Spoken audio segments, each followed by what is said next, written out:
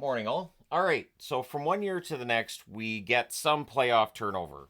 And some teams that missed will get in, and some teams that got in will miss the following season. And that kind of unpredictability is great. And I think you need that in order to generate interest in the league, in order to get people who maybe have lapsed back in, because it'll be like, who's up there? Well, hey, what's going on there, and how did that team improve? But I've got 10 teams on the board that have missed the playoffs for a minimum of 3 years. So the most recent playoff team being Montreal in 2021, missed in 2022, missed in 2023, and missed in 2024. And what's interesting is a lot of these teams are either in a rebuild, coming out of a rebuild, or debating a rebuild. And I don't even have Nashville on the board because they made the playoffs last year. So the number of teams that are rebuilding is high. And I think that that's kind of reflected on this board here. And the nature of how a rebuild works now is a little bit different than, say, the generations before, where, yeah, you might be bad for a couple of years, but there was not like this gutting of the roster and everybody leaves. And it becomes really, really difficult to build that up, as I have said over the years. And I think this year is another example of that. So, of course, Buffalo, we'll talk about first. They've got the longest playoff drought at 2011 being the last time they made the playoffs. Currently, as I'm recording this, Buffalo and Calgary are after the first period, but currently it's a 6-7-1 record for Buffalo, 464 points percentage. They're 21st overall in the NHL standings. And of course, if they win this game, they'll move up. They're the youngest team in the league. Now, youngest and oldest, it really depends on which chart you're looking at and who published it. But Buffalo, the youngest team, and they're given currently by Money Puck a 34.5% chance of making the playoffs. I hope Buffalo gets in, but if Buffalo gets in, odds are some of the other teams that haven't been in the playoffs for a long time are still missing, anyways. And that could include Detroit. Detroit hasn't been in the playoffs since 2016. They're 6-6-1. They've got a 500 record. They're 20th overall in the NHL. 11th oldest team as well, which kind of surprised me a little bit. They have a 24.9% chance of making the playoffs. So they haven't been in the playoffs in how long? And again, I have talked about the Yzer plan and how, the Yzer plan seems to be building them up towards being a playoff team slowly. But that seems to be the case now. These go really, really slowly.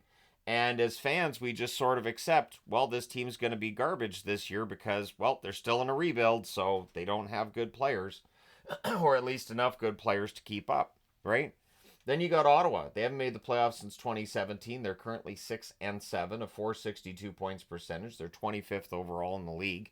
They're the ninth youngest team in the league. So I wanted to track who was, icing a young or older roster because it kind of tells you which teams are, starting to give some faith to those young kids and which ones have a lot of veterans. Ottawa has a 54.2% chance of making the playoffs, again, according to Money Puck. It's very early in the season. I know those numbers don't mean a lot, but it is interesting to look at anyways. So Ottawa could very well be the team that gets in there, although the 6-7 start is concerning. It's concerning that they've lost games against Buffalo and the Islanders, so we shall see. I kind of feel like Buffalo right now would be the one most likely to get off this board, but we're just going to have to see how the other 80% of the season goes. 2018 was the last time the Ducks made the playoffs. They're 4-7-2 this season, a 485 points percentage. They're 29th overall in the NHL. Yep, 29th. In fact, that 485, that's too high. I think that's a 385. Yeah, that's a 385. I got the wrong number there. I'll just go ahead and change that. They're the sixth youngest team in the league. They've got a 2.3% chance of making the playoffs. I think the Ducks are better this year than last year, but the numbers aren't necessarily backing that up. And so, how many more years are the Ducks going to be bad to mediocre? And I don't think we have an answer to that. And I do think that in terms of the NHL product, in terms of generating a lot of interest in the NHL product, to have so many teams that are bad for so long, I think it hurts the overall product. I think it hurts interest in the product as well. So then you got San Jose. They last made the playoffs in 2019. They're currently 4-9-2, a 333 points percentage. They're 31st overall in the NHL. They're the seventh youngest team in the league. They have a 0.1% chance of making the playoffs. Again, we know San Jose's in this rebuild. Took them a while to admit they were in a rebuild, but they get there. And now it's a matter of how many years are we going to see San Jose be bad to mediocre? And I don't know that we know an answer to that.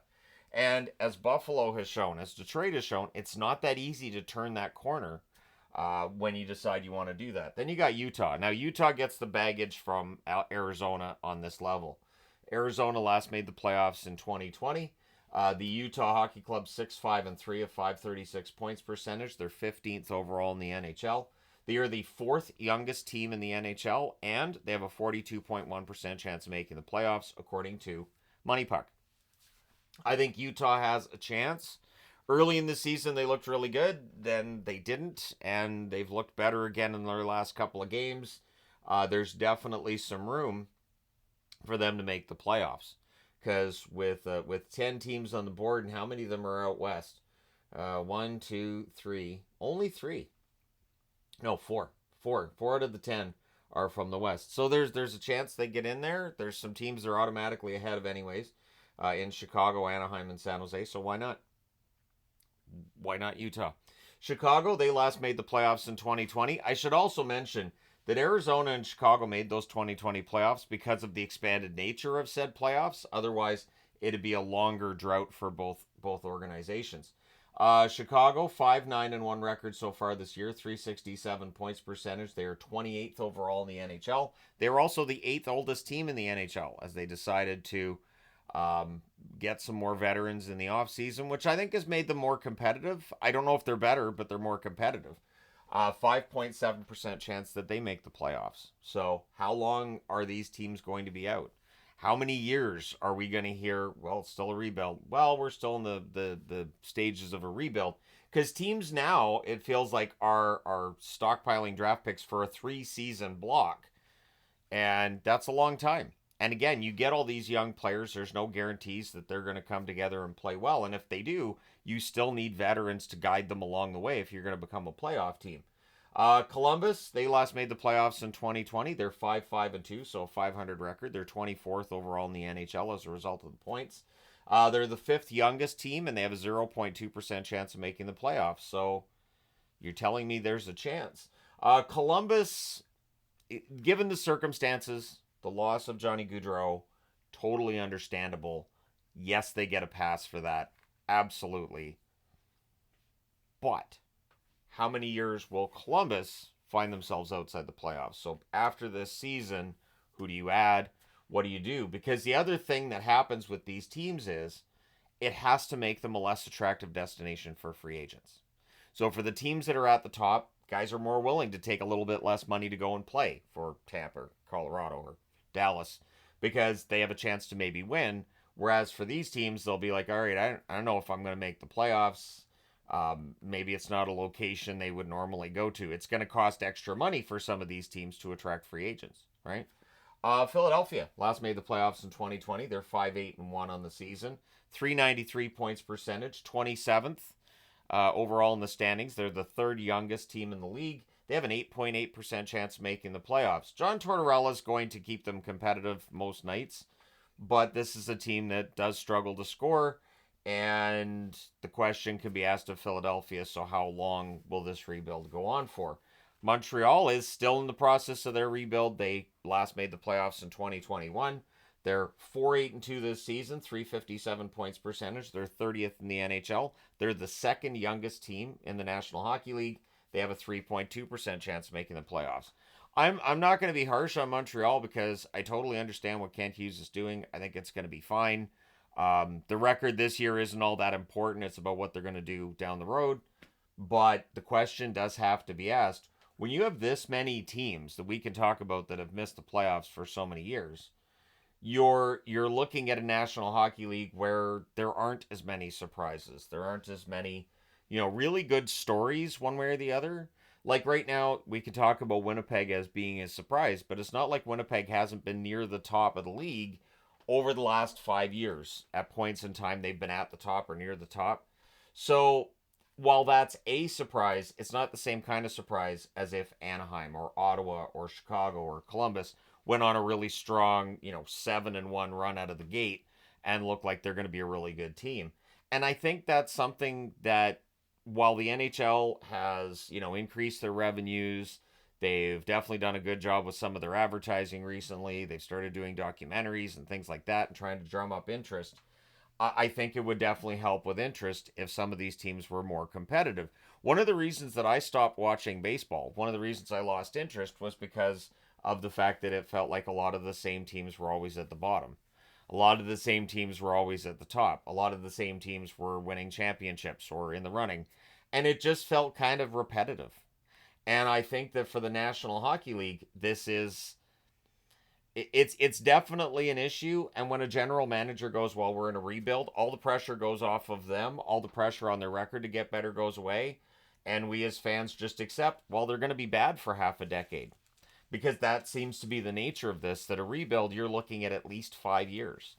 And I don't feel like that was always the case, and so I will definitely do some deep diving soon. I want to do some deep diving into rebuilds of the past and how long they used to take. And I don't know if they have to take this long. I do feel like when you say, well, team's in a rebuild and you sell off all of your veterans, you're making that rebuild take a lot longer. And you're taking a team that, yeah, maybe they weren't good enough for the playoffs. Now you're making them absolutely terrible. And so I think it just makes everything more difficult.